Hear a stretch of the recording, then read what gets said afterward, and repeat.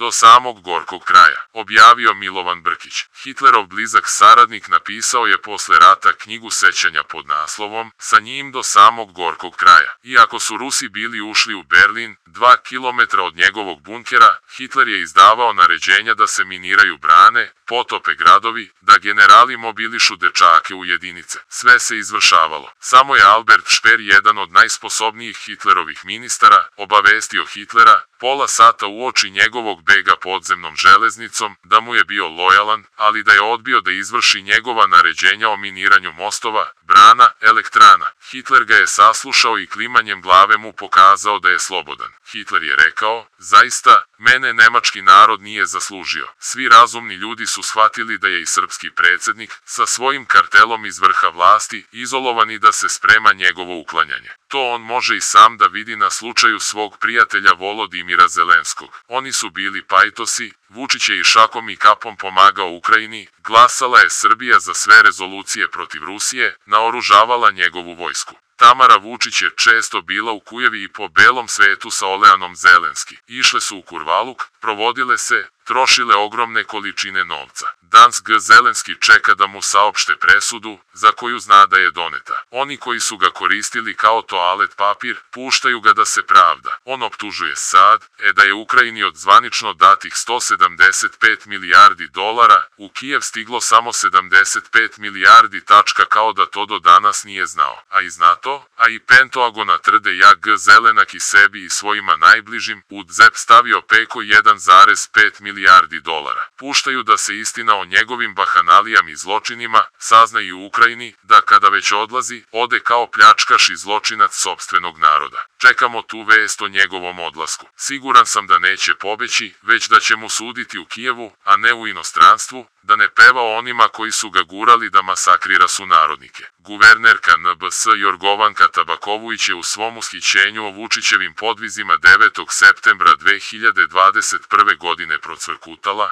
često pitam Vučića da li ga je srpski narod dostojan. Nije, možemo joj sada uzvratiti. Nije ni dostojan čoveka koji je iza sebe, za 12 godina, ostavio pustoš. Opustošenu i opljačaknu Srbiju, u kojoj je pobio mnogo građana, hiljade, njih je pozatvarao i svo vreme ružio, napasja usta, opoziciju, intelektualce, čitav rod. Reciklirao nam je veru, istoriju, kulturu, sam je promenio veru u Rijadu, kako svedoče izveštaji, Cija i porodica mu je u rasulu. Milica je u Nemačkoj, Danilo u Švajcarskoj. Oboje imaju zdravstvenih poteškoća. Aleksandar se nikada nije slikao sa najmlađim sinom Vukanom. Ni on ni Tamara. Stide li se autizma svog deteta? Gospodin Zelenski sa sobom vuče i nerazdvojog druga Vučića. Polako izlaze sva njegova nedela. Pljačkanje Srbije, fondova, budžeta, javih preduzeća, rasprodaja državne imovine, uzimanje kredita koji su završavali u njegovom džepu. Od svih onih kojima je punio džepove, stranim državnicima, kongresmenima, lobistima, samo je uz njeg još Ursula von der Leyen, predsjednica Evropske komisije, koju čeka ista sudbina. Ona je potrošila 70 milijardi evra u vreme korone. Ovih dana javili su se iz Vašingtona da mu poruče da je kraj. Portaprolka Bele kuće i Elon Musk obrazložili su predsjednikov dekret o zabrani rada vladine organizacije USAID. Služila je decenije za pljačku američkog budžeta od strane Georgea Sorosa preko njegovog fonda za otvoreno društvo. Sada je otvorena istraga, a gospodin Musk je saopštio da je USAID dao 1,5 miliona organizaciji u Srbiji koja se bavila promocijom interesa pedera u Srbiji. Parama porskih obveznika sad, samo je Srbija pomenuta, mada su pare trošene i u drugim zemljama. Zašto? Otvorena je istraga o trošenju novca i preko NALEDA, a na čijem je čelu bila svojevremeno Ane Brnabić, o trošenju novca od Zage Dolovac do sadašnje vrhovne državne tužiteljke. Nju Vučić neće menjati ni za živu glavu, ali je gospođa Zaga shvatila poziv da podnese ostavku i prestane da štiti Vučićev kartel. O kakvo će to biti rasulo u pravosuđu kada Zaga ode? Vučićevo zločinačko ponašanje sada je postalo javno. O tome pričaju u skoro svakoj kući u Srbiji. On nije više heroj. On je čovek koji je doprineo da se u Srbiji skoro ne rađaju bebe, a ljudi masovno umiru od gladi, bolesti ili beže iz zemlje, koliko ih noge nose? Zašto još ćute njegovi ministri, partijski drugovi, ljudi iz kartela? Da li će se pojaviti neki Albert Šper koji će tiraninu sasuti istinu u lice? Proleće će stići i u naš rodni kraj. Vratit će se laste, oživeće šume, trava, ljudi. Čemu se on i njegov kartel nada? Da li će ići sa njim do samog gorkog kraja? Zlotvora u zatvor, srpski diktator i njegovi poslovi račun neprijatelja,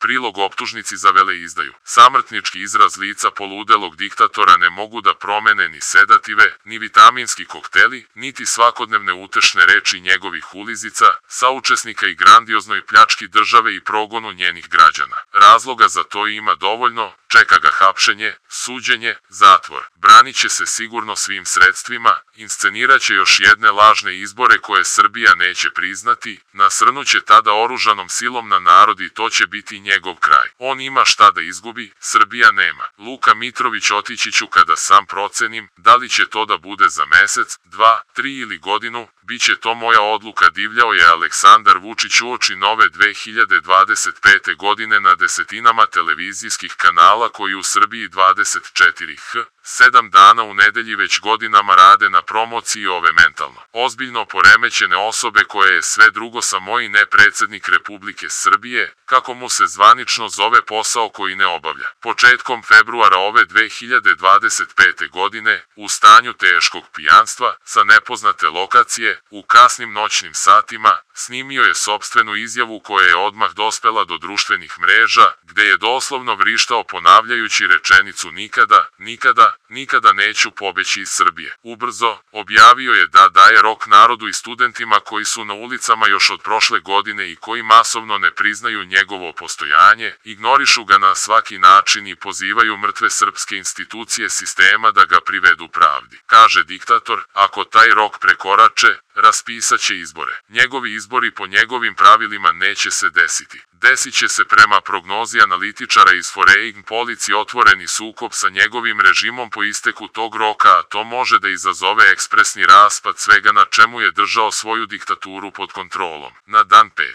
februara ove godine vodila se rasprava u nemačkom Bundestagu o Srbiji, koju je pratila agencija Deutsche Welle, a iz koje se moglo čuti doslovno svašta. Naime, parlamentarne grupe u Bundestagu okrenute protiv dosadašnjeg kancečara Scholza našle su vremena između dva predizborna termina da razgovaraju, da govore o višemesečnim masovnim protestima u Srbiji, za koje veruju da bi mogli da promene čitavu društvenu i političku scenu i odvedu diktatora u zatvor. Jedan ugledni nemački parlamentarac govorio je o bandama nasilnika koji tuku demonstrante do tačke hospitalizacije, pozvao narod u Srbiji na pravo na okupljanje i sloboda izražavanja, pomenuo da je to kamen temeljac svakog demokratskog društva, te da Srbija kao zemlja kandidat za pristupanje EU ima zadatak da garantuje ove slobode svojim građanima, kako bi zadržala svoj kredibilitet kao partner Evropske unije. Istog dana, Vučićev partner sa druge strane reke Drine, Milorad Dodik, obratio se svojim istomišljenicima korumpiranim pristalicama, govorom u kome kaže da je politika američkog predsjednika Donalda Trumpa učinila proces evropskih integracija besmislenim, te najavio da će to imati uticaj i na situaciju u BiH, jer će Republika Srpska revidirati svoju principijelnu podršku pristupanju Evropskoj uniji. Potom se obratio i novinarima u Banja Luci i rekao da dosadašnji postupci predsjednika Trumpa pokazuju da će Evropa imati dosta problema sa Amerikom, pa da je glupo trčati na tu stranu, odnosno težiti punopravnom članstvu u EU, što je ključni spoljno-politički cilj koji je BiH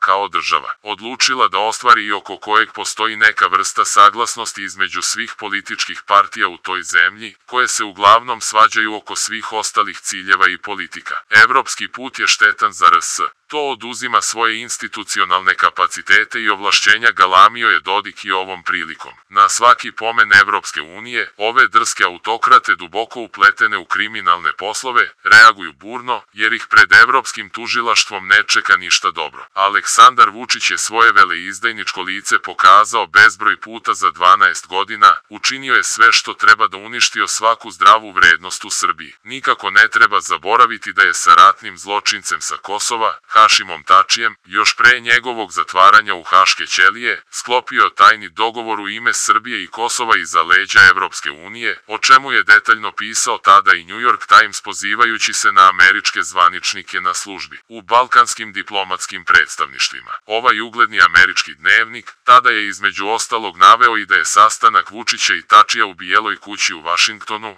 takođe bio ugovoren bez znanja Brisela. Bio je to kraj svakog daljeg uticaja Srbije na istorijski deo svoje teritorije i na dalju sudbinu srpskog naroda koji je tamo ostao. Upravo tako je narod u Srbiji shvatio šta se desilo, te da je Vučić prodao Kosovo. Zašta ga je prodao, tek će se saznati njegovim konačnim padom. Iako su njihove funkcije samo nominalne, dvojica predsjednika imaju uticaj koji daleko prevazilazi njihova ustavna ovlašćenja, pisao je tada New York Times nakon što je otkrio sadržaj pomenutih tajnih pregovora i lažnih opravdanja da Amerika ima svoju novu strategiju kad je Kosovo u pitanju. Ne zaboravimo ko je naš klijent. To nije Srbija, nego Kosovo, država koju smo stvorili, vodili i štitili, rekao je tada David Phillips, stručnjak za Balkan i ondašnji savjetnik za Kosovo u State Departmentu. Ne zaboravimo onda ni to za koga je Aleksandar Vučić sve ove godine predano radio. Sa dugačkog spiska Vučićevih veleizdajničkih poslova, teško je izdvojiti bilo šta posebno, jer svi zajedno čine optužnicu veliku do plafona koja bi ga i do sada odvela na dugoročnu robiju, da je bilo slobodnog tužilaštva i sudova. Ipak, prvih dana februara 2025. godine, jedan događaj je otvorio brojna pitanja o budućnosti Srbije i dela regiona koji se kandidovao za članstvo u EU. Naime,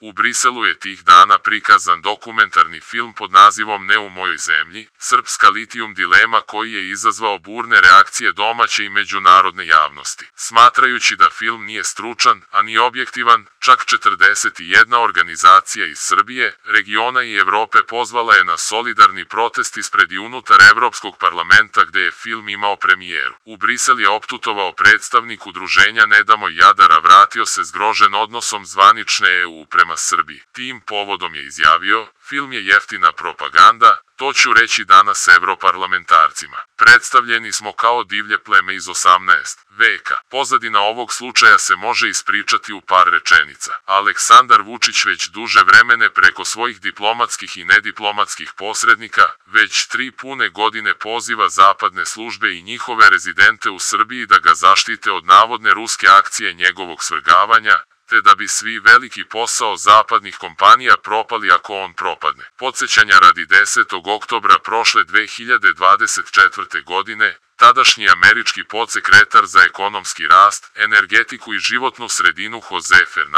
Josef Fernandez, izjavio je da je projekat Jadar velika prilika za Srbiju koja se ne ukazuje tako često. Istog tog dana, na Vučićev telefonski poziv, Skupština Srbije je odbacila zakon koji je predložila opozicija, a koji je trebao da zabrani eksploataciju litijuma i bora, čemu se narod u Srbiji masovno usprotivio deo građana i ekološki aktivisti. Fernandez je inače bio korumpirana ličnost kojoj je kompanija Rio Tinto davala milionske sume za navodne humanitarne aktivnosti, od kojih se vidljivo obogatio. Njegov sastanak sa Aleksandrom Vučićem u Beogradu protekao je u krajnje intimnoj atmosferi, pa je Fernandez, nadahnut gostoljubivim domaćinom, rekao da bi otvaranje rudnika litijuma na zapadu Srbije omogućio da se prave baterije za preko 1 milion električnih vozila godišnje. To će dodati 1 do 3% bruto društvenog proizvoda Srbiji, a istovremeno će pomoći svetu u borbi protiv klimatskih promjena. Ovo je prilika za Srbiju da iskoristi taj generacijski izazov. To je prilika koja se ne ukazuje tako često, rekao je Fernandez. Ideju ove britansko-australijske pljačke i uništavanja zapadne Srbije podržao je još ranije nemački kancelar Olaf Scholz, pa je Aleksandar Vučić lično potpisao strateško partnerstvo sa Evropskom unijom za realizaciju te akcije. Korumpirana od strane iste kompanije, predsjednica nemačkih zelenih Franciska Brandner, koja je kao državna sekretarka u Ministarstvu privrede učestvovala u sklapanju sporazuma sa Srbijom, tokom 2024. i prvih dana 2025. godine bila na vezi sa Vučićem, te mu je redovno sugerisala da, ako bi se projekat sproveo kako je planirano, to bio ubedljivo najekološkiji projekat eksploatacije litijuma do sada. Ugledni nemački nedeljnik Der Spiegel povodom svega ovoga pokušao je da razobliči čitavu ovu i kampanju, pa je jedan od vodećih autora napisao da litijumski projekti postoje i u Nemačkoj, ali da međutim, sva 3 nemačka projekta još navodno traže investitore, dok je u dolini Jadra finansiranje već obezbeđeno, te da je Vučić obavio posao za Nemačku, a ne za Srbiju. Zlo nikada ne ide samo. Iza Vučića se nalazi velika horda kriminalaca koje je on postavio u vrhove državnih institucija. Samo jednim osvrtom na slučaj kriminalne grupe u sastavu SNS biznismen i vlasnik zloglasne kompanije Južna Bačka Dragoljub Zbiljić, trgovac kokainom, izvesni Miloš Pandrc i Andrej Vučić kao koordinator dovoljno govori o kakvom se opsakom osinjem gnezdu radi. Čak i na onom najprizemnijem nivou, gde haraju polupismena ministarka Irena Vujović i njen suprug, te pokretačka sila SNS i njenog članstva, Tanja Vukić, Bulevar Compani Kosa-Brunc Hrest i mnogi drugi, samo su skica za grupni portret onih koji će se naći na optuženičkoj klupi, pre ili kasnije. Pomenuti Zbiljić i Tanja Vukić su suvlasnici istih firmi, imaju zajedničke ćerke, firme. Vukić je i nadzorni član glavnih izvođačkih firmi koje dobijaju stotine miliona evra preko Irene Vujović i Ministarstva za zaštitu životne sredine. Tanja Vukić je i nova direktorka SNS fondacije i ključna osoba Dunav osiguranja. Vujović je sa Tanjom Vukić povezana i preko privatnog investicionog fonda pod imenom Vistarica, a koji su napravile u saradnji sa ocem generalnog sekretara vlade Srbije, Novaka Nedića. Niz ovih i ovakvih ličnosti i njihovih mafijaških poslova moga bi da se ispisuje u nedogled. Ali jedno je kasno kao dan, kum te mafijaške organizacije Aleksandar Vučić je teško bolesna osoba, psihopata, sociopata, udvojena ličnost i druge dijagnoze. Da li je jedan krvavi balkanski klovan postao štićenik s vrha do dna korumpirane EU administracije? Zar to nije bio glavni razlog zbog koga su razni američki geostratezi u prolazu kroz Balkan računali na njega u protekloj deceniji? Nema toga zla na koje ovaj patološki tip nije spreman, pa i da udari i oružanim putem na građane Srbije, na njenu omladinu. Ali jedno je svakako prevideo, okrenuo je u međuvremenu protiv sebe narod, čak i one koji do juče nisu pokazivali koliko ga ne podnose i šta misle o njemu, objavio Luka Mitrović. Magazin Tabloid.